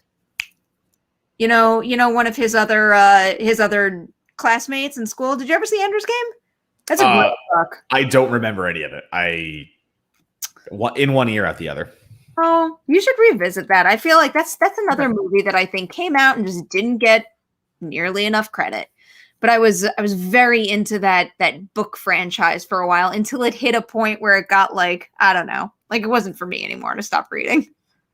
I think I would love to see. This is a weird diversion, but there was obviously holy shit! Why am I blank? Ender's Shadow is the book. That's the book that I think that they might have hoped to adapt next. Okay, so the Guillermo del Toro book that he co-wrote, which which one? That he co-wrote. What? It's the vampire stuff. What am I? It's The Fall. Oh, The Strain. The Strain. Wow. Yeah, The Strain. I thought you were talking about Nightmare Alley for a minute. No. Sorry, no. So The Strain. I would like to see a movie adaptation of it because I don't know if the show hit everything that I wanted it to hit. It did a lot of things right. I don't think it's a bad show, but I think if we boiled it down to a different format and the blockbuster film format, and if it was given that kind of attention, I would like to see that redone, is I think the way to say that, which is, again, is weird to me because I didn't hate the show. This isn't me saying the show is bad. I really just don't know if it hit everything I wanted it to. And I kind of want to see a different adaptation of it. But my other answer while we're on this is still the fact that Hack Slash is a graphic novel series that has not been adapted yet, and it's been talked about for so damn long, and it really needs to get adapted sometime soon because it is just too fun. There are too many ways to go with this story. It is just about a slasher killer who goes around town to town, basically saving them from different slashers who have posted up in their town and are wreaking havoc. And it is such good meta commentary on slasher films and the survivor girl aspect and all these things. So I really, really hope. It's been teased basically since like 2009 that they wanted to do an adaptation of it or something like that far back. And I really want to see that actually happen soon. Have you been watching my reaction at all as I gave myself a headache trying to think about this one young adult book that I read a while back that was supposed to be into a film? I can't remember the title of it for the life of me. It's not Legends because I read some of that series as well, and I think that was another one that it had the rights picked up but never actually got made. But there was so many another one on an island and the government comes in and. Battle Royale. Well, I no, I know. No, that was a joke. That was a joke. Not that. I can't believe I can't remember the title of it for the life of me right now. Sorry, Zeno Hour just remember it. Yeah, go find it. Zeno Hour saying Megan Fox is attached to Hack Slash. That was a thing. Like there were so many actresses attached to this role, and it's just like I still think that the pinnacle would have been like Danielle Harris taking this role on in Silo. Sorry, I got really excited. Go. No, go. It's called Silo. Go. Hold on. Let me get because I read it a while ago. Let me get you guys a proper synopsis here. Deciding if I like this or not. This one doesn't. Oh no! So it's this beer is. I'm looking at the wrong. Keep going. Yeah. This beer is mango, cardamom, and lactose. So it's like a creamier cardamom and mango sour, and I'm still deciding if I like it or not. I like the carrot. I've going through the karate cake. I do like the karate cake. Look at that little carrot man. I love that. This one is. I'm trying to see if it'll come around on me. But it's a little weird right now. Okay. All right. I have it here. So the reason why I messed it up is because the book that I'm thinking of is spelled with a Y, not an I. So here's the synopsis. It says they came from the sky, parachuting out of military helicopters to invade Tucker Pierce's idyllic home on Pemberwick Island, Maine. They call themselves Silo, and they are a secret branch of the U.S. Navy. Silo's commander, Captain Granger, informs Pemberwick residents that the island has been hit by a lethal virus and must be quarantined. Now, Pemberwick is cut off from the outside world. That's like the general setup, but I just remember that someone had bought the adaptation rights and then it just never happened. But that's like one book that I think has a lot of potential, and I'm kind of hoping that they circle back to it. No, that sounds dope as hell. I mean, it's this is the other book that I looked up. That's not the one I'm talking about. Well, I feel like come on, everyone's going for IPs at this point, and that's the way a lot of movies are going. They just want to find an IP that works and drill it out. And I feel like it's only a matter of time for stuff like that. I've kind of understand it, especially with all like the wonderful books out there. Why not adapt it if there's a cinematic quality to it and the material already exists and it's got a fan?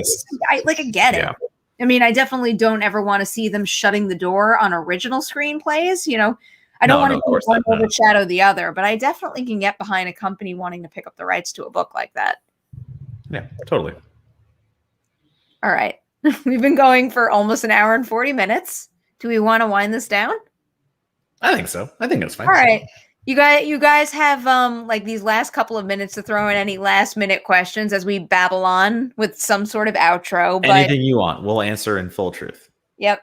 That's the plan. So just so you know, next week is going to be a Saturday show, and it is going to be the anniversary show. You are going to get, I think, a total of 5 guests. Double. 5 teams. 5 teams. Math. You're going to get 10 guests on this show next week, and they're going to be all familiar faces that you know, and I hope that you're very excited to see. And we're going to be doing it for a good cause, and it's going to be a good time. And then soon after that, maybe Matt and I will be doing a episode of the Merri Hour together in the same room.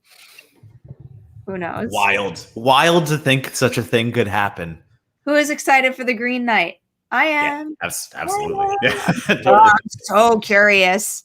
Yeah. So curious to see what that's all about. And same is true of The Northman. Who do you fear most of beer pong? Matt. Perri. It's been the ongoing. That's the thing. It's been the ongoing thing between us. I am terrified of you every week. All right. To name somebody else, I'll say I think your scariest partner for me has been Joe.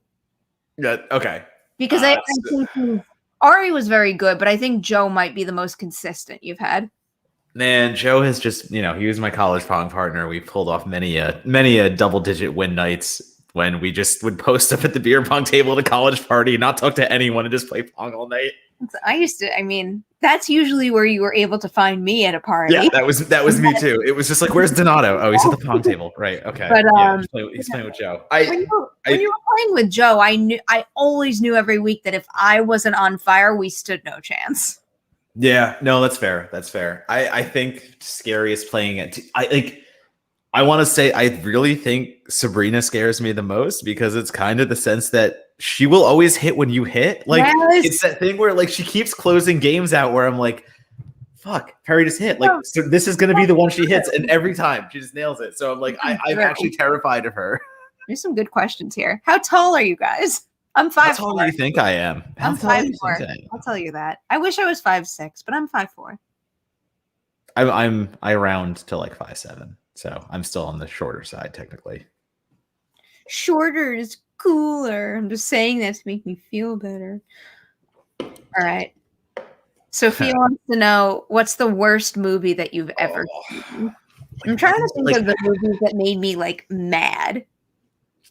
So like I can answer that with some dumb indie horror movie that no one's seen, but I'm trying to think of like more mainstream answer. I can answer it with like an indie horror, not an indie horror, but like an indie movie that nobody's seen. But right, yeah. I remember, like I can't even remember the title of the film, to be completely honest with you. I'm not just saying that to not name drop it right now, but right. I do vividly remember.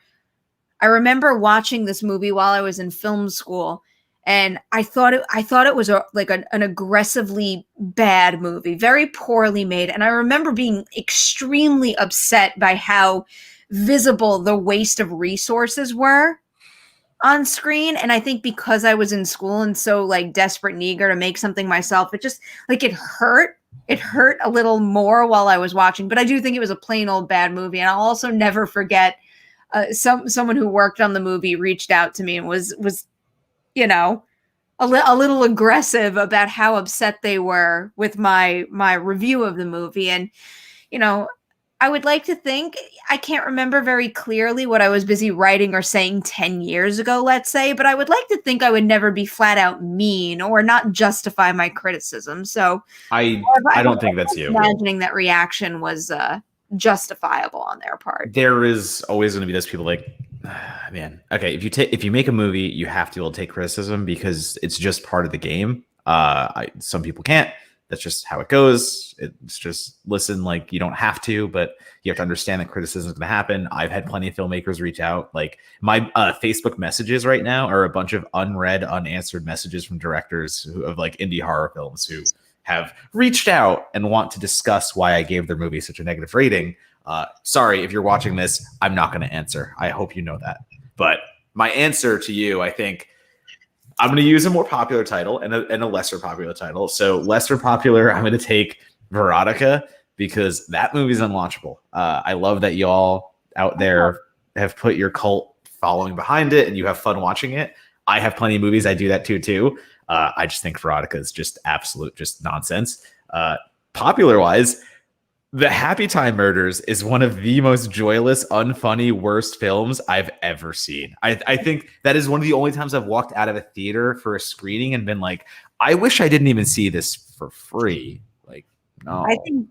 I feel like I might have given that movie an F. And I think that would make it one of my only Fs since maybe Halloween 2, which I also despised, but I was very, very upset, like flat out angry after watching Happy Time Murders, and I was very excited about that. The other one, and I think this rage comes more so from being just such a big fan of the original movie, more so than it being as, I mean, Happy Time Murders is like offensively bad. I don't necessarily think this next movie is offensively bad, but it really upset me. It's Independence Day Resurgence. Just because it's I think it's a bad movie with an especially bad story, but what made me have those rage feels towards it is the fact that, you know, it takes things from the original and it ruins them. And I love that first Independence Day so bad that it really saddens me that I can't go back to a movie that I love without remembering what they had done to certain people in the sequel. And that was extremely disappointing. That one is a rough one. I have blocked. I don't hate it as much as you do, I think, because I blocked it out of my memory. But like, it's a bad movie. I was extremely upset. All right, Birdemic. Oh, okay. It's just a very bad movie. But like it's trying to be so bad it's good. Let's end on Andrew's question here, because I've gotten on a new thing recently, not necessarily podcasts, not necessarily discussion podcasts, but rather audio series, because I just had hosted that panel for the Carpenters who are working with Realm to actually produce original stories in the podcast format. And the story sounded really interesting. But then on top of that, I had just done a ladies' night with Naomi Scott to promote a podcast series that she was doing. I'm about halfway through it right now. It's called Soft Voice, and it's great. It's really good. And I just love, you know, like turning out the lights and closing my eyes and listening to it. And I feel like I could, like it, I think because we watch so many movies and shows, and because I love that storytelling format so much, sometimes I forget the value of not being shown something and giving myself the opportunity to let my imagination work, but within the confines of what they're presenting to me. And I don't know, Soft Voice is very, very good. And it also it gets into the main character, who is voiced by Naomi Scott, her mind frame in a really interesting way that, you know, has encouraged me to fully consider some of the things that she goes through in the show and apply it to my own way of thinking. And I really appreciated that. So I'll shout that one out.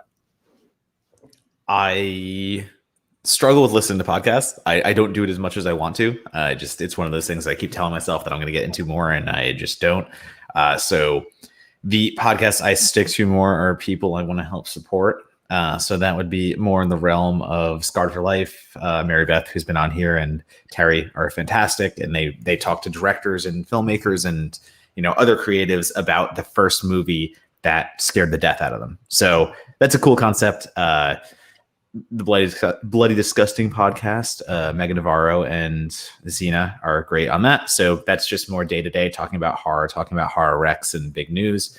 The Sons at Prom, BJ and Harmony, are good in the sense that they talk about their like basically a whole teen rom-com readdressing, watching all these old movies that they loved and watching them again in a new light. So just three off the top of my head where I want to support the people that I know. And if I went outside that circle, I'd be so overwhelmed with, like, come on, like there's a statistic, like how many podcasts start a day? Like it's impossible to, I have a fucking podcast. Like, come on, everyone has a podcast. It's podcast. It's true. We all have a podcast. Well, I'm glad that we gave everyone homework, because there's going to be sky high anticipation for next week's Merri Hour. So you got to fill that time with something. It is. To fill in some podcasts. All right. I think that's it. We're out of here. Thank you guys for joining us. Do you have anything personally you want to promote before we sign off? No, just the same. Certified Forgotten. Check us out. Do our shit. And Donato Bomb. Just follow my writing. I'm reviewing everything every week. So sorry, I got really excited with what I thought about. I didn't mean to interrupt your plug. Can I ask you something? Yeah.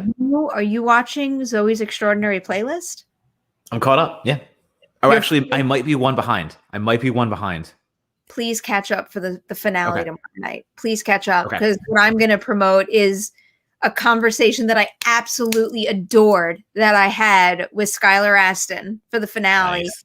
We recorded one part to tee up the finale, and then we went into full spoilers for the finale. And trust me when I tell you, you are not going to want to miss that conversation. He's so freaking cool and talented. How does all that talent exist in one person? I don't understand, but that's my plug. He is so much. Yes, I like it. We're out of here.